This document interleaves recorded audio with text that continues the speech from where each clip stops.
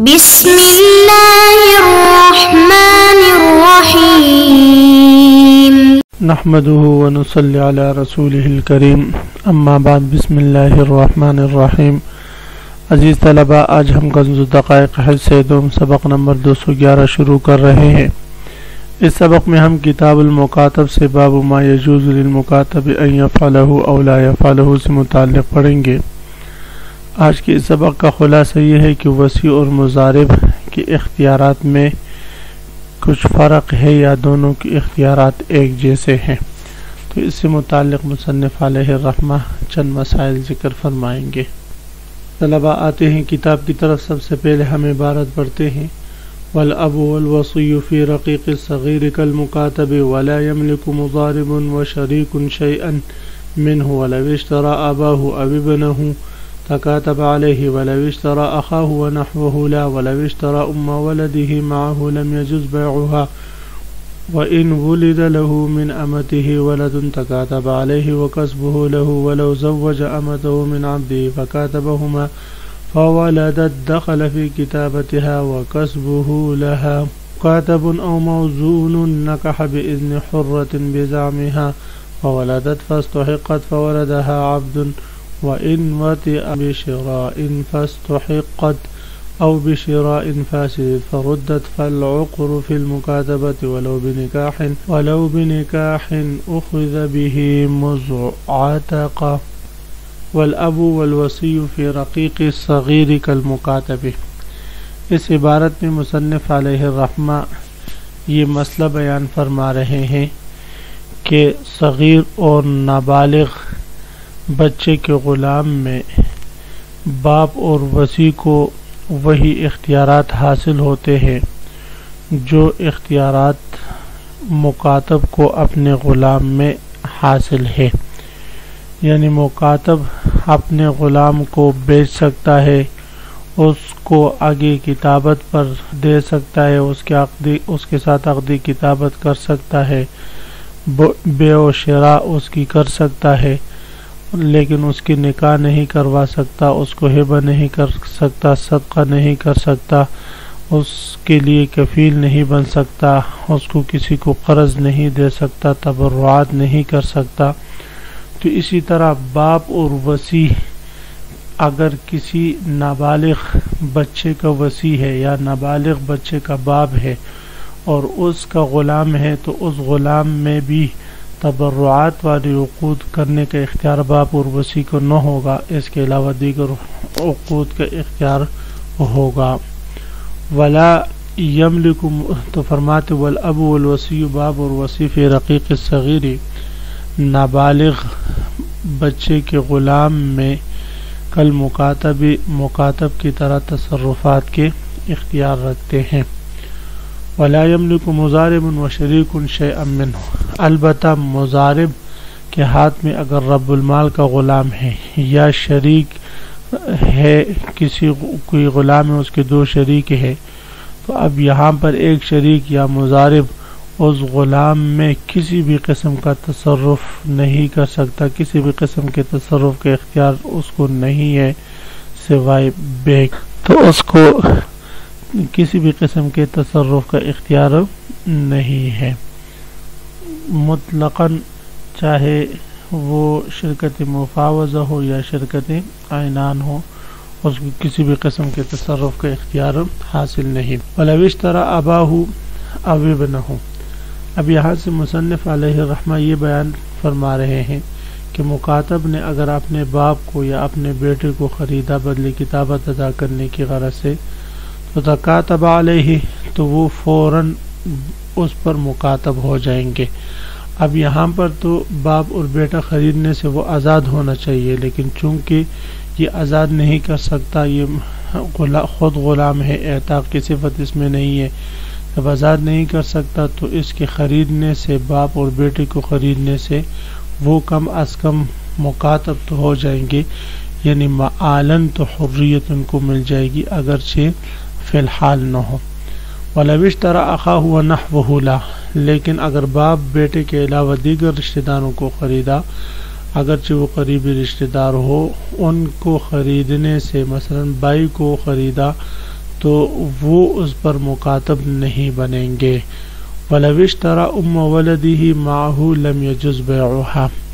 اس عبارت میں یہ مسئلہ بیان فرما رہے ہیں کہ اگر مکاتب نے ام ولد کو خریدا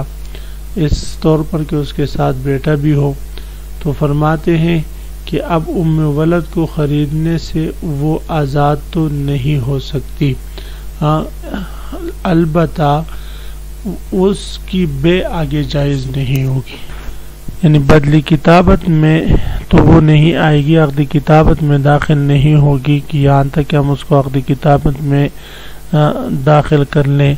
اسی طرح وہ اس پر آزاد بھی نہیں ہوگی، لیکن کل حرہ کی طرح وہ ہو جائے گی، لہذا اس کی بے اس کے لیے جائز نہیں ہوگی. وَإِن وُلِدَ لَهُ مِنْ أَمَتِهِ وَلَدٌ تَكَاتَبَ عَلَيْهِ. ہاں اگر اس نے کسی باندی سے نکاح کیا اور اس سے اس کا بچہ ہو جائے تو تکاتب علیہ، وہ بچہ خود بخود اس پر مکاتب بن جائے گا. وَقَسْبُهُ لَهُ، اور اس بچے کی کمائی اس کے لیے ہوگی. وَلَوْ زَوَّجَ أَمَتَهُ مِنْ عَبْدِهِ فَكَاتَبَهُمَا. اب صورت مسئلہ یہ ہے کہ اگر مکاتب نے اپنے باندی کا نکاح اپنے غلام سے کروایا اور فَكَاتَبَهُمَا، اور ان دونوں کو اپنا مکاتب بنایا، فولدت، پھر دونوں کا بچہ ہو جائے، دخل فی کتابتها، تو وہ بچہ بھی اس باندی کی کتابت میں داخل ہو جائے گا. وکسبہ لہا، اور اس کی کمائی جو ہے وہ اس باندی کے لیے ہوگی، کیونکہ بچہ اوصاف حکمیہ میں ماں کے تابع ہوتا ہے،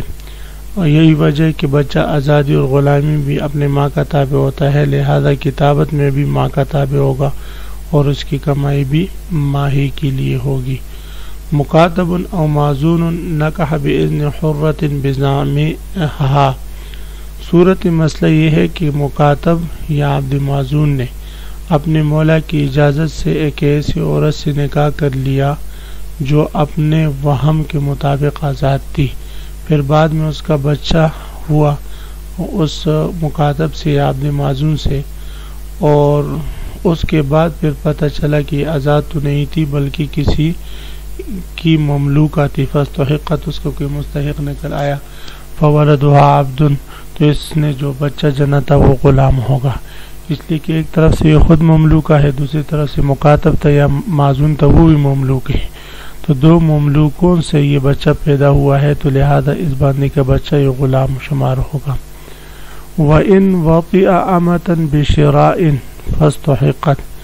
صورت مسئلہ یہ، اگر کسی شخص نے اپنے باندی سے خریدی ہوئی باندی سے مباشرت کی، باندی کو خریدا اور پھر اس کے بعد اس سے مباشرت کر لی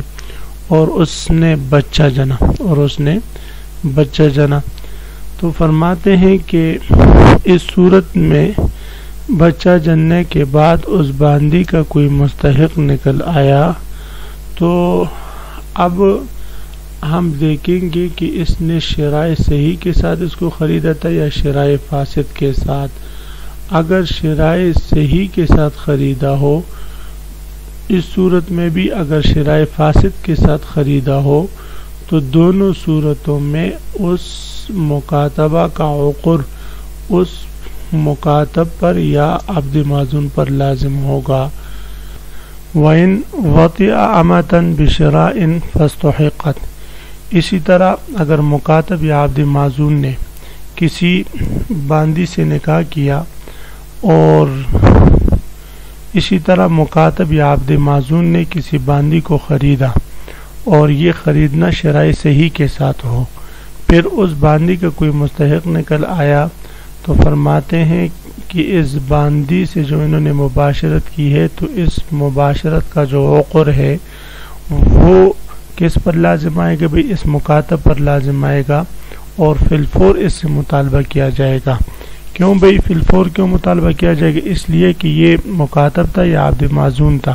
تو گویا کہ مولا کی طرف سے اس کو شراء کی اجازت دے دی گئی تھی. جب شراء کی اجازت ملی تھی اور اس نے شرائع صحیح کے ساتھ اس باندی سے مباشرت کی ہے، تو اب فرماتے ہیں کہ اس کا عقر بھی اس پر لازم آئے گا اور فی الفور اس سے مطالبہ ہوگا. وبشراء فاسد، اسی طرح اگر کسی شخص نے کسی باندی سے شراء فاسد کی، شراء فاسد میں اس کو خریدا اور بعد میں پھر اس سے مباشرت بھی کر لی، پھر اس کے بعد وہ کسی وجہ سے لوٹائی گئی استحقاق کی وجہ سے، تو ان دونوں صورت میں فالعقر فی المکاتبۃ، تو مکاتبہ میں عقر لازم ہوگا اور مکاتب یا عبد معزون پر اس کا عقر لازم آئے گا۔ وجہ یہ ہے کہ جب مکاتب ہے یا عبد معزون ہے تو مولا کی طرف سے اجازت تو ہے، جب مولا کی طرف سے اجازت ہے تو کبھی شراء صحیح ہوگی کبھی شراء فاسد ہوگی، لہذا دونوں صورتوں میں اس کا عقر لازم آئے گی، اس لیے کہ کوئی بھی ہوتی وہ عقر سے خالی نہیں ہوتی۔ ولو بنکاح، اگر کوئی شخص کسی عورت سے نکاح مباشرت کر لے نکاح کے ساتھ، تو اخذ به مزعتقہ، تو فرماتے ہیں کہ عقر اس سے لیا جائے گا اس مکاتب یا عبد معزون سے، مزعتقہ جس وقت وہ آزاد ہوگا،